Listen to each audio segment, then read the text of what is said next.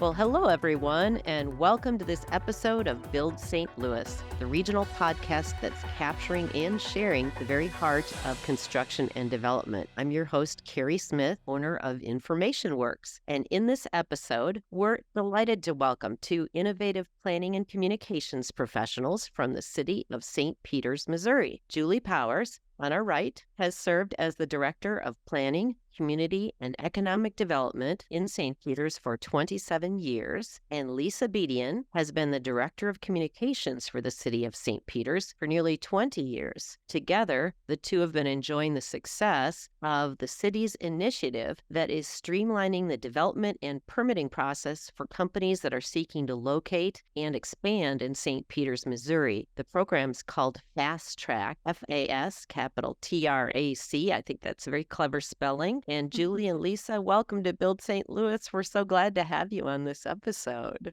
Thank you for having us. Thanks, Kerry. Glad to be with you. Wonderful. Well, let's dive right into the topic. Fast tracking development. Kind of did a play and added my own ing onto that. But I would love for you to share with our listeners and myself an overview of this initiative, of what Fast Track is and sort of how long it's been in existence and where you got the idea to even do it. Well, FasTrac is basically our brand for the development process. We were always kind of known for moving projects through, whether it's a new project or a modified, an amended project quickly. So it seemed like an appropriate title. I think it was about 6 years ago. Lisa was really instrumental in making that happen. So we were sort of the practitioners, if you will, over here doing our day-to-day thing. And I think she's the idea behind this whole brand. We really enjoy working with Julie and her team, and we were being told about how quickly we were being complimented. It was at the time that the Premier 370 development was really starting to take off, and we were receiving a lot of compliments on how great the team was to work with and how different it was to have the kind of experience that you do when you work with our team here at the City of St. Peters. And so it was at that time that we thought, if this is a strength of our operation here and something we're known for, let's tell people what that is, and that's where the brand creation came from. Oh, that's awesome. For any listeners that aren't familiar with what Premier 370 is, maybe kind of just give us a bit about that and how that was made. Was that kind of the first sort of mega project or development that brought this to light? Well, the Premier 370 development itself has been on like rocket fuel for the last 10 years or so. And we've got more than 10,000 new good paying jobs through Premier 370 with big brands that people are very familiar with, like FedEx, Amazon, the Grove Collaborative, Best Buy, Med warehouse there, RB, Reckitt Benckiser. Yeah, there's a lot that's been going on there. But also, as Julie was saying before, working with our existing businesses that want to expand or grow, and some of the smaller businesses, don't forget the mom and pops. They've got a big interest in wanting to get their business idea from the idea stage to opening those doors and welcoming people. So it's really been a collaborative effort for the way we do business here in St. Peters, and we're proud to be able to be answering questions and being able to be a place where there's not any runaround. It's really, we're trying to get you to the point where you're opening your doors and hiring people as quickly as possible. And I think that's just mentioned, awesome. Oh, go ahead. Oh, no, I was going to say, I mentioned Reckitt Benckiser, which has a warehouse in Premier 370, but we have an older industrial park called Arrowhead Industrial at the western part of the city, and they actually have a manufacturing facility in Arrowhead. So we were really pleased when they decided to build their warehouse in St. Peters. We thought, well, this is kind of an indicator that they like doing business here. They've been in Arrowhead a long time. Everybody's Lysol wipes are probably made in Arrowhead Industrial Park, just letting you know. So that warehouse was I think that was one of the second or third big buildings out there in Premier. And so I feel like FasTrac has kind of helped those guys in the old Arrowhead Industrial Park. It also helped us really when Premier 370 really jump-started after the recession. I think what it came home for me was that when Saya Trucking, when they opened up, and to hear at their opening the compliments that they had a team in, because they're of course a national company, they had a team in that was really complimenting. At the time we didn't have a microphone in front of them, and I wished we had, about how wonderful it had been to work with our team here in St. Peters to get all the permits, get the information, how quickly we responded to them and everything. And it was like, we want to think that we're doing a good job, but when you have somebody who deals with economic development professionals across the country in a variety of different settings saying that just really means a lot. It's a reinforcement of what Julie and her team are trying to do, but it's also a standard of excellence that we want to meet every day. And we hear that a lot Oh, sorry.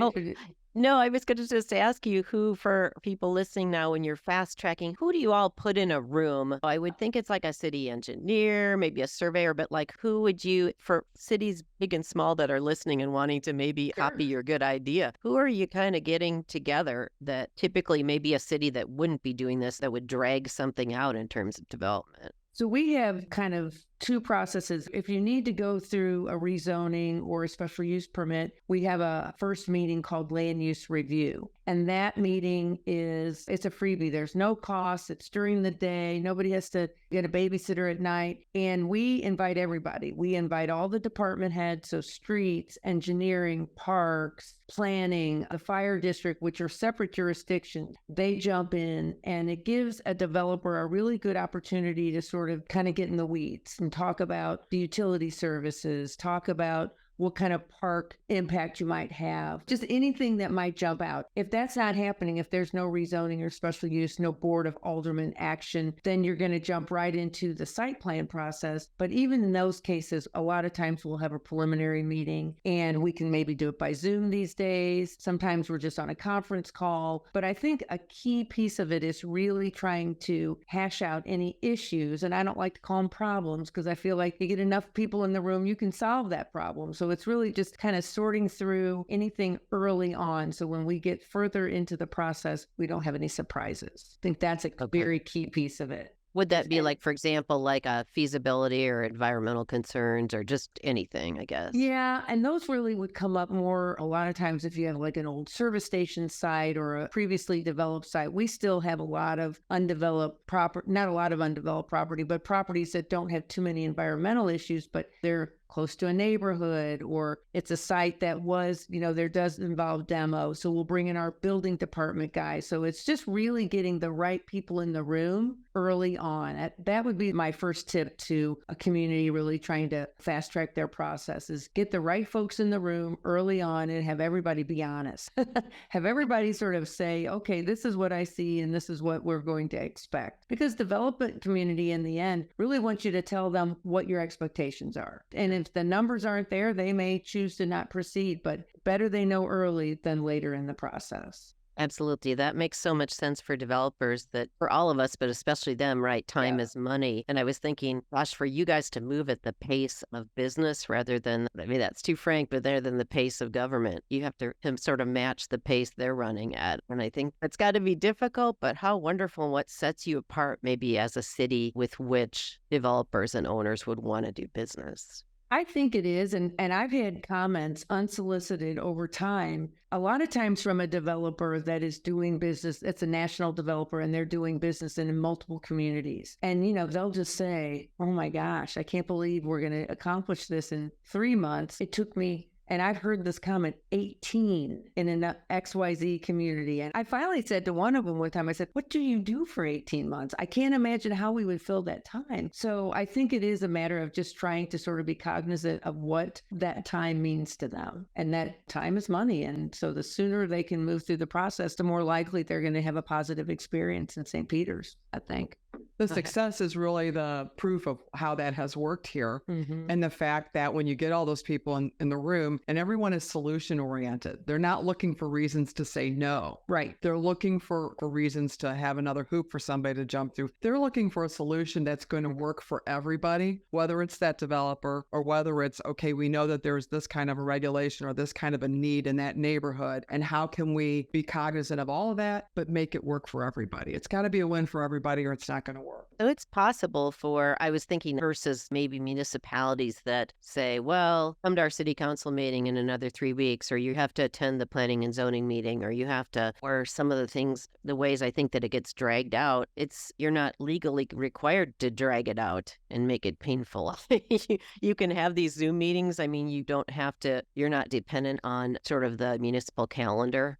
I was wondering if that limits it somewhat, or, I mean, I'm sure you have to get approval along the way, but how do you sort of know how can you work with that to still expedite things when you've got certain hoops that are the meeting it has to come before and that type of thing? Well, and we have a meeting with our P&Z the first Wednesday of every month, and the submittal is approximately based on depending on the calendar, about 30 days prior. That right there is very consolidated. There's a lot of communities that is a 2 or 3 month lead.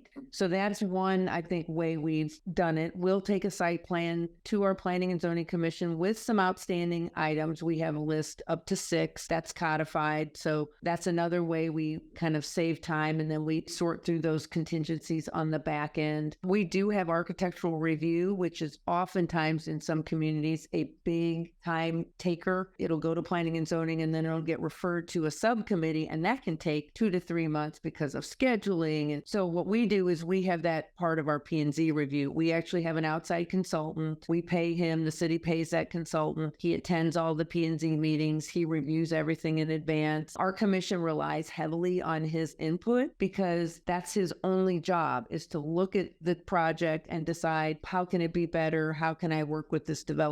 So I think they really feel that that is very much a value-added person on the team, but we don't require that to be a separate step. I think that's a big time saver. So it's really little things. And then if you're going to our Board of Aldermen, if you do need approval for a rezoning, that can happen the same month as P&Z. So there are communities that I'm aware of where you first have to go and make that happen, then you come back for the site plan. And so that's a time stretch right there. So there's really not one big thing, but I think it's a bunch of little things that can help or hinder. How smart for you as the city to hire a planning and zoning consultant. I mean, just to that does nothing else, like you said. They're just laser focused. He's the architectural guy. I mean, and he is very local, very accessible, really easy guy to work with, but it really, I think, has been key. And I think you can see it reflected in a lot of the design of some of the regular Project USA. It might be a bank, it might be a fast food restaurant, but I think he's very good at sort of taking it to that next level. That's wonderful. Lisa, you mentioned a little bit we talked about the warehouse distribution parks, the big brand tenants, the big boxes, but you said also the mom and pops. Can you share an example of how this was successful, the FasTrac for maybe a smaller business? I think Julie would probably have more information on that, but we do know that, like, I know as being someone who's a consumer in the St. Peter's area. And so, like, if I see a restaurant that's going to open or whatever, that I know that they are also getting that attention to get them through the process. And if they want to start a restaurant, they aren't well versed in ordinances of whatever municipality or county it is that they're opening it up in. And so having a resource like Julie and her team who can answer these questions can help them move through the process, as long as they're following, okay, here's what you need to have with signage. This is what you need to have to get your inspections and things like that done. A resource that's friendly, that's accessible, and what a difference that makes. One I can think of that's quite as small as a mom and pop, but out in our Premier 370 area, we worked with, came through Greater STL as a lead, and then ended up in St. Peter's, I think, because just the location, and I don't know exactly why, but it's Central States Manufacturing, and they're a distributor of products that you would use in construction, and they have a location in Arkansas. I think they have a few other locations, but they ended up, and they're much smaller than Amazon, much smaller footprint, much fewer employees, but we were able to also help them get through the process quickly. And I think for that group, they didn't know St. Peter's, they didn't know St. Louis. And I think we really, helped them kind of get where they needed to go. So yeah, we have worked, and there's a lot of other we have a lot of restaurants that have gone in, former restaurant buildings like Lisa indicated. And sometimes for those folks, it's a one-time deal. It's the one time in their life they're going to do a project, and they don't know to hire the project manager or the construction manager. They're doing some of it themselves. And I think it's also very helpful for those folks because we can not drag it out, and they're usually pretty anxious to get going.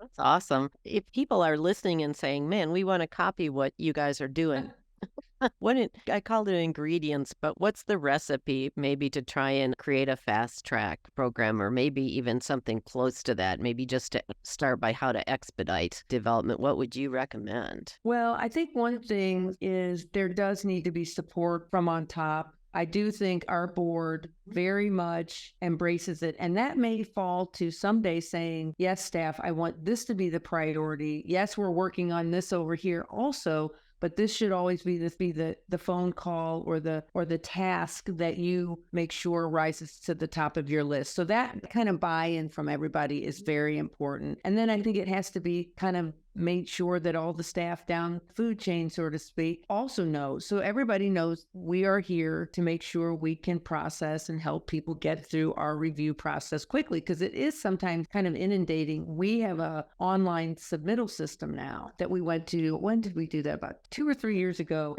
Everybody loves it. Developers love it because it's less paper. You don't have to come to City Hall to drop things off. So it is very efficient, but it is not always intuitive. The software folks told us it was, and I think they meant it from their heart and soul because they wrote it. But for a lot of folks, we have made sure to help them kind of get through that process also. So I think it's kind of knowing what everybody needs and then getting the buy-in from your staff and then looking at the calendar and being committed to squishing the calendar. I think that's also important. And that might not be a technical term, but it's definitely important. I bet the companies that experience this are, as you mentioned before, just sort of incredulous because there may be, especially ones that are national developers or site selectors or whomever, and they're used to the pace that they've done the same footprint in other markets. Yep. And they've got to be just, are you kidding me? It's moved along that far already. It is a repeat comment. It definitely is a repeat comment. Definitely. Makes my job very easy as director of communications for the city because like, yeah, we're telling a great story, but it's because people care about what they're doing, the attentiveness to detail, and understanding that this process, it's helping these developers, but it's also helping the people who are going to get jobs in those places. It's helping the economy of our overall region. And so it just makes doing it correctly makes sense in the CENTS sense of the word. Yeah. Exactly. Oh, I like that. I like that too. You ladies are good on play on words. You're very good. Well, I think it would just be such an indication your success, not only of the program, but like you said, it takes a lot of collaboration and yes, we can move this along and not I hate to use the word, but that's what pops in my mind, not a bureaucratic perspective. It seems like you would have to, there must have been a lot of buy-in, not only from your mayor, city manager, city council, but from your staff to just them learning how to coordinate with each other in a more expedited way. Right. And we're lucky. We have a nice big building here and we all sit close to each other. And that might seem kind of obvious, but it actually does make a big difference, I think. And then another role that the planning department, which is really just a couple of us play, is and I use this term a little bit lightly, but ombudsman. So if you're done with our piece of it, which is the site plan or rezoning piece, which is kind of the first step, and then you're down the road a bit working on that project and something comes up, we always say, call us. If you get stuck and you can't get an answer or you can't reach your inspector or so-and-so's on vacation, call us. We'll help you. We all sit here close together and we can make sure to try to facilitate an answer. The code is what the code is and I can't waive that. I don't have that power, but we can certainly help facilitate any kind of issues that come up. And that is not atypical in any community because it's just sort of the nature of the beast. There's things that come up that no one could foresee. Wow, that's awesome. Anything else you would want to mention that I haven't asked today about what you do and how you do it? It seems like every municipality should have this on their strategic plan or their goal to initiate something like this. I think it is key in trying to make sure that you are able to keep attracting new users. We don't have near the available properties that we once did, but we still have a lot of infill sites. We have a lot of available commercial lots. We have a little bit of industrial property still left. And it's important to us to make sure that those property owners are able to develop those in a fair way. And we want to make sure we're here to support them. And we have good relationships, I think, with a lot of property owners in St. Peter's. And I think they know that we're on the same team. You know, that's something I meant to ask you about was the other professionals, in addition to property owners, that you probably have relationships with to make this work, like commercial real estate brokers or, like you said, property owners. I'm trying to think what other maybe financial lenders or other people that you can pull into the room if it's a developer that's not familiar with the region. Yeah, we have a lot of good relationships, especially with the real estate community. There's a commercial real estate group that meets monthly that we participate in. So that's been really key in sort of building those relationships. And they can call us at any time and talk projects through. So I think those relationships are great. We also know a lot of the engineering companies in the region that tend to work in this kind of area where they do site plan and development work. That tends to be a niche. And we have good working relationships with them also. And a lot of times in those pre-meetings, those are the folks that are showing up because they're tasked by the developer and or property owner to build X. Well, they're coming to us saying, I don't know, how are we going to do this? And so we want to be there to help. We want to make sure we're getting what we need and that they're able to walk out with the answers that they need. Sure. From the communications and sort of public involvement stage, if it's a project that might not be viewed favorably by the residents of St. Peter's, that has to be a challenge if that's part of the expedited situation. How does that factor in, like in terms of something, if you're wanting to get something done in 30 to 60 to 90 days, but it's somewhat, I guess, for lack of a better word, controversial? How does that, if you have public hearings and that kind of thing, how does that play into this sort of fast track schedule? Well, basically, whether or not there's concern about a given project, we still give people the opportunity to come, and if they've got any opinions or whatever, to express those. We try to make sure that we're providing the information about what the project may be or what the impact as we know it would be to our region or to our community, what that is out there. And we feel like if you treat people with respect and you give them the information that they need to make a decision or to form an opinion about something, that's the best way to handle it. Whether it's, like I said, some big project that's got maybe some questions attached to it, or another project that might be run of the mill, we treat them all the same. And that way you're not getting yourself into a more tricky situation. I think you just treat people with respect, whether you're dealing with a business that wants to come here, or whether it's a business that's been here for a couple of generations, or our residents who live in an area, and just have some questions about, well, is this going to increase the traffic at this intersection, or any other questions like that? And we answer them. We do the best we can. And the digital age has certainly helped, at least with the resident piece, because it used to be folks would come in and we'd get the file and they'd have to get off work. And now if someone calls me, they get a notice of a public hearing and they have a question, I can email them the site plan. And in about 30 seconds, they can have their questions. We can have a conversation. I can try to answer their questions. I can tell them about when the public hearing is. And I think that has been a really great thing for just getting information disseminated. And a lot of times we're dealing with something very controversial, and we're dealing with maybe an HOA president. We can help support them, and then they kind of do all the legwork, which is great. I think that really points to two things in terms of additional ingredients in the recipe for a city or municipality trying this to establish a fast track program. It seems like you need to be helpful to be digitally savvy or digitally good, and also just to be transparent. I would think, government just naturally would be transparent, but it seems like the sort of digital piece and the perspective of transparency seem like they are lending to the success of your program. I totally agree. We've got the online submittals, which have definitely helped people speed up that piece of it, and then we can disseminate information much quicker than the old days. Exactly. Well, gosh, it's been so great to talk with you both. We have been here on this episode of Build St. Louis with Julie Powers, who's the Director of Planning, Community, and Economic Development for the City of St. Peters, Missouri, and Lisa Bedian, who's the Director of Communications for the City of St. Peters, Missouri. And you may have questions just based on people listening to this podcast today on Build St. Louis. I think if anyone's listening who's a business owner or a site selector or, someone who's a member of their city council or a mayor, no doubt have been inspired by this conversation of what you're doing and how well it's working. Congratulations again to both of you. Thank you, Kerry. Thank you very much. It's been great to visit with you today. And if anybody's got any questions, they can reach out to Julie or myself, and we'll be happy to, if we can't answer it, we'll find people who can. Exactly. Yeah. Wonderful. Maybe how about your website or something that would be easy for people to find you and or the Fast Track program? Sure. And there's a bunch of information on our Fast Track program on the city website. We also have a monthly economic development newsletter, which is called Fast Track, and people can sign up for that. It comes out digitally. You don't have to be a St. Peters business person or resident to get that. And our website is www.stpetersmo.net. So again, that's www.stpetersmo.net. And we've just got an app that rolled out in the last few weeks, and you can even download the app to your phone and get all the information about St. Peters. But we've got information about economic development, our Fast Track program. You can sign up for that newsletter, and all kinds of other information. If you want to come out and check out some of our beautiful parks and trails in St. Peters, we're a very welcoming community, so come on out. Thank you so much. Thanks, Julie. And thank you, Lisa, for being with us today on Build St. Louis. It's been a pleasure. Thank you. Thank you.